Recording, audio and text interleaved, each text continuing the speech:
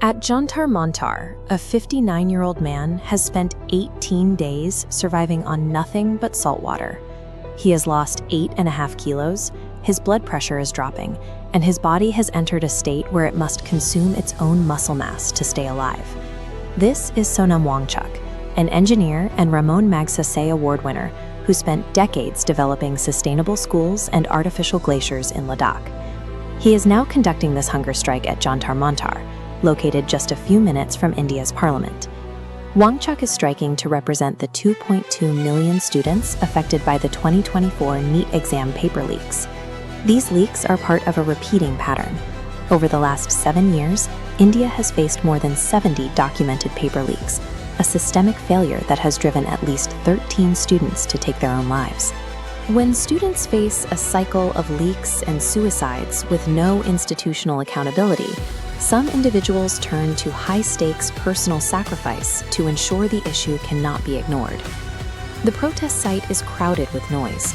Visitors filming reels create an atmosphere Wangchuk described as a picnic. But behind that noise are serious activists fasting alongside him, facing real physical danger and emergency hospital care as sugar levels drop.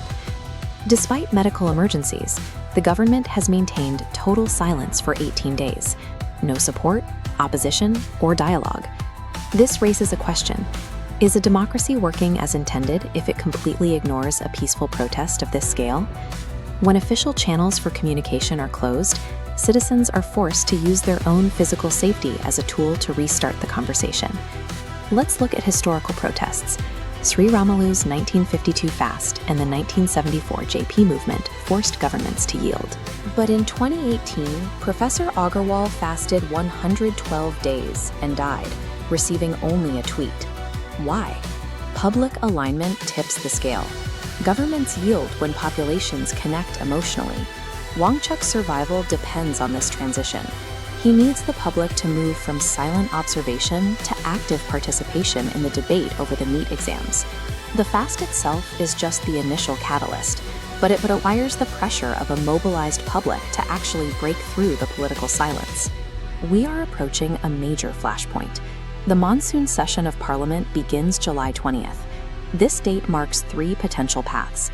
The government could initiate talks, the planned march could lead to a physical clash, or Wangchuk's health could fail before a resolution. Let's summarize this standoff: the systemic failure of paper leaks, the extreme hunger strike, and the deadlock caused by a lack of communication. These failures have long-term consequences.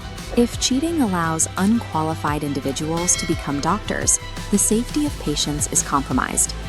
Governments and parties change with election cycles, but the health of a democracy is measured by its ability to maintain dialogue and protect the integrity of its educational systems.